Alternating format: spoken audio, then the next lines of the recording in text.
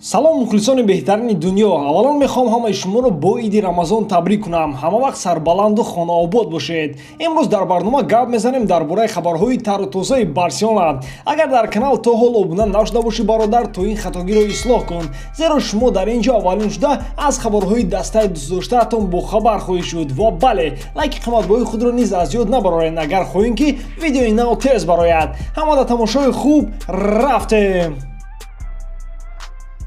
чхеле ки мунду депортиво хабар медиҳад, Барселона қарор баровард ки Антуан Гризманро нафурӯшад. мо хотиррасон мекунем ки пешакӣ воситаҳои ахбори оммавӣ ҳар рӯз хабар мебароварданд ки дастаи каталонӣ мехоҳад бо бозингари фаронсавӣ ҷудо шавад, то ин ки пули аз ӯ ба даст овардаро дар дигар трансферҳо харҷ намоянд. Сола ҳамчунин қайд мекунад ки Барса то ҳол мехоҳад бо як қатор бозингарони худ ҷудо шавад. дар ин бора мо камтарак дертар суҳбат мекунем, аммо Гризман дар ин рӯйхат намедорояд.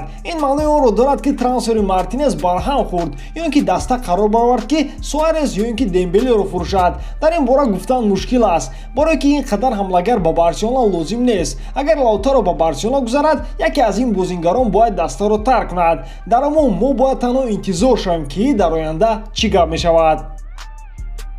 чхеле ки мақолаи варзишии италиявӣ газета Дела Спорт менависад, ползашине ки Артур розӣ шуд ки ба Ювентус гузарад, ки дар бораи ӯ воситаҳои ахбори оммавӣ вақтҳои охир бисёр гап мезананд. қайд карда шудааст ки пешакӣ бозингари бразилӣ намехост Барселонаро тарк кунад, аммо ҳозир бошад тайёр аст пешниҳоди дастаи Туриниро нигоҳ кунад.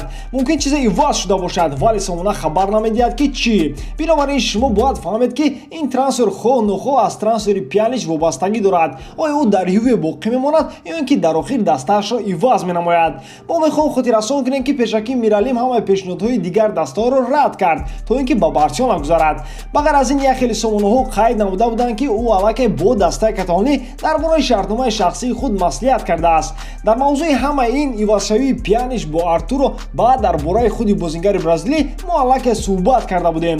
ва ман ин қарор то ҳол нофаҳмост, агар дар ин трансфер ягон сабаби дигар набошад ки мо онро намедонем. масалан мумкин худ Артур мехоҳад дастаашро иваз намояд ва Барселона бошад ивазшавандаи ӯро кофта истодааст. ҳамчунин дастаи каталонӣ ба ҳимоятгари худ Тодибо нарх гузоштааст. онҳо тайёранд бозингари фаронсавиро бо нархи 25 миллион евро фурӯшанд. ва бозингар бо диққат Эвертон нигоҳ дорад ки ин нарх танҳо ба онҳо эълон карда шудааст. хотиррасон мекунем ки айни ҳол Тодибо ҳамчун иҷора дар Шалке ҳунарнамоӣ дорад. дӯстон, чӣ хеле ки медонед, видеои мо бо ёрии ширкати 1xBet мебарояд. онҳо на танҳо моро дастгирӣ мекунанд, балки дастаи Барселонаро. барои дастгирии канал ва тез баромадани видео ба ссилкаи коментария буда даромада бо промокоди БАРСТЖ соҳиби 6500 рубл шавед. дастгирии шумо, пешравии мо. ползашине ки хорватии Иван Ракитич баъди 6 соли ҳунарнамоияш дар Барселона ин тобистон дастаашро иваз менамояд. Барселона мехоҳад таҳфиқ калон гузаронад ва дастаро ҷавон кунад, то ин ки пули ба дастовардаро ба хариди Мартинес ва Неймар равона созад. шавқуараш дар он аст ки Ракитич аввалин бозингари ботаҷриба шуд ки Барселона мехоҳад бо ӯ ҷудо шавад.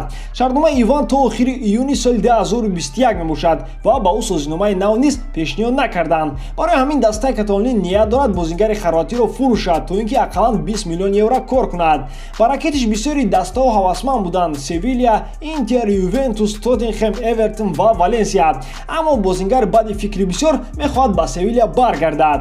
дар ин бора худ Иван дар филми ҳуҷҷатӣ бахшида ба муваффақияти клуб дар асри 21 гуфт: ман дар ин бора чанд маротиба гуфта будам ва боз мегӯям ки мехоҳам ба Севилья баргардам. ман ба ин даста нигоҳ мекунам ва ҳис мекунам ки то ҳол дар он ҷо қарор дорам. ба ҳамаи голҳои онҳо хурсандӣ мекунам ва мебинем дар оянда чӣ гап мешавад.